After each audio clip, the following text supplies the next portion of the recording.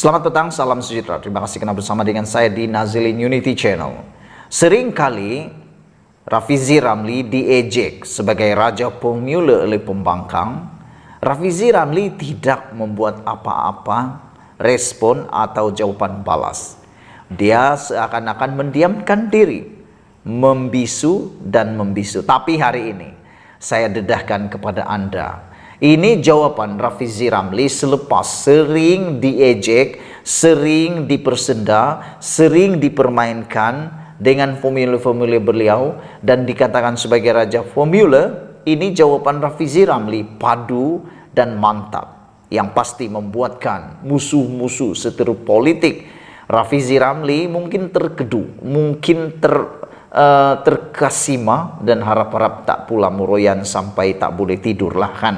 Baiklah, saya dedahkan kepada Anda, tapi sebelum itu mohon kiranya Anda bantu tekan butang subscribe untuk mendapatkan isu-isu terkini daripada channel ini.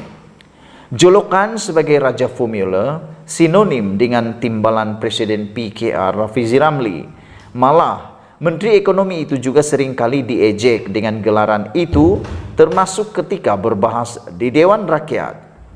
Hari ini Rafizi menggunakan pentas kongres khas PKR untuk menjawab ejekan raja formula yang seringkali dilemparkan pembangkang terhadap beliau. Berucap ketika menggulung ucapan dasar, Presiden pada kongres dihadiri lebih 1.200 perwakilan PKR itu, Rafizi berkata, pembangkang sengaja mengungkit kisah lama sewaktu PAS dan PKR berada dalam satu gabungan parti politik. Mengulas lanjut, Rafizi berkata, segala formula yang pernah beliau perkenalkan sebelum ini, semuanya untuk dilaksanakan semasa keadaan ekonomi negara tidak seteruk seperti sekarang. Pembangkang akan bangkit perkara lama, contohnya pada tahun 2008 soal harga minyak. Walaupun sedar sebenarnya keadaan cukup berbeza berbanding sekarang, pembangkang akan mainkan kempen tersebut. Soal pengurangan hutang PT-PTN, ataupun mengurangkan harga kereta. Bukan pembangkang tak tahu kerana PAS masa itu yang paling gairah sekali jemput kami dalam keadilan PKR untuk berkempen atas pentas PAS. Sebabnya orang PAS tak boleh nak terangkan benda macam ini, kata beliau. Rafizi menegaskan, formula untuk mengurangkan harga kenderaan sebagai contoh boleh dilaksanakan ketika formula terbabit dicandangkan memandangkan kedudukan hutang negara tidak seperti mana sekarang. Pembangkang tahu contohnya untuk turunkan harga kereta. Dulu kita boleh buat kerana hutang kita tak banyak.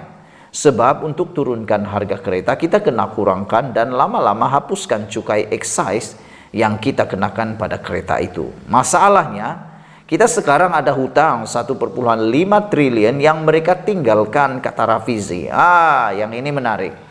Yang ini menarik perhatian kita. Padu, mantap, dan luar biasa. Meludah ke langit akhirnya kena muka sendiri.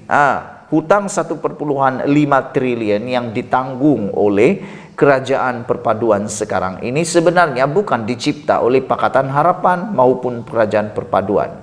Ianya dicipta oleh kerajaan-kerajaan terdahulu, termasuklah Kerajaan Perikatan Nasional yang mana dianggotai oleh Perikatan Nasional dianggotai oleh Bersatu PAS yang juga ada PAS di situ. Jadi dengan makna kata yang lain, hutang itu terpaksa pula ditanggung oleh kerajaan perpaduan yang ada sekarang. Dalam perkembangan berasingan, Rafizi mendakwa wujud tren ekonomi daripada pengundi Melayu terutama membabitkan orang muda kepada Pakatan Harapan dan Kerajaan Perpaduan ketika negara berkira-kira untuk berdepan 6 pilihan raya negeri tidak lama lagi. Beliau berkata, tren itu ditunjukkan berdasarkan peralihan undi di kawasan sebelah pantai barat, susulan data terkini yang diperoleh oleh Rafizi Ramli. Memang betul ada peralihan undi besar kepada Perikatan Nasional PN, tetapi ia berlaku di kawasan tertentu sahaja dan bukannya di seluruh negara, kata Rafizi Ramli. Memang betul ada peralihan undi Melayu, contohnya di Kelantan, Terengganu, Utara Kedah, Utara Pulau Pinang, dan Utara Perak. Sebahagiannya peralihan undi di kawasan terbabit kerana kita tak pernah kuat pun di beberapa tempat ini. Sebahagian lagi kerana peralihan undi itu datangnya daripada UMNO kepada Perikatan Nasional, kata Rafizi Ramli.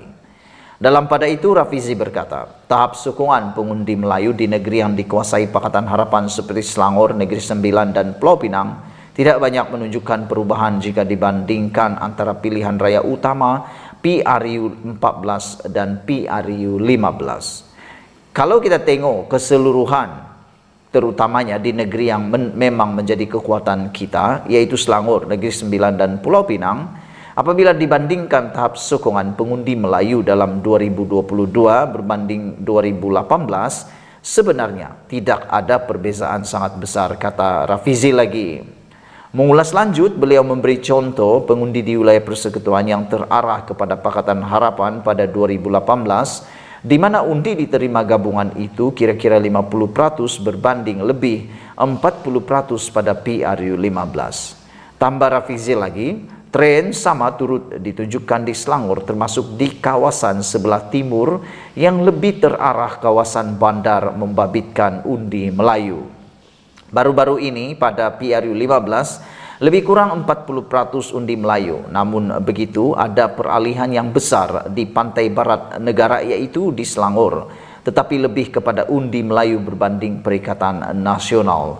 Bukan sangat PH hilang undi, kata Rafizi lagi.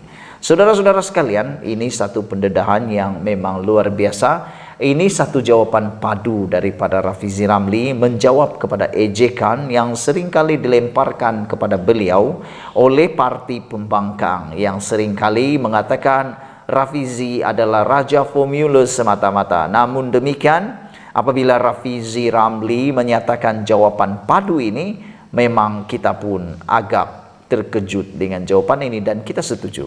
Apabila Rafizi kata beliau tidak terkesan sangat tentang perkara itu, dan beliau mengatakan bahawa ini semua berpunca daripada keadaan ekonomi semasa, terutamanya hutang negara sudah mencecah 1,5 triliun. Ini bukan bilion tapi triliun, yang mana ditinggalkan oleh pemerintahan kepimpinan pentadbiran terdahulu, yang sekarang ini terpaksa pula ditangani dan diselesaikan oleh Kerajaan Pakatan Harapan Perpaduan. Maknanya, jangan salahkan Pakatan Harapan Kerajaan Perpaduan ini kerana ianya telah ditinggalkan oleh kepimpinan dan pentadbiran yang lepas, termasuklah daripada parti PAS bersatu dalam Perikatan Nasional. Jadi jangan sampai mendudah ke langit kena muka sendiri. Kita jumpa lagi. Bye-bye.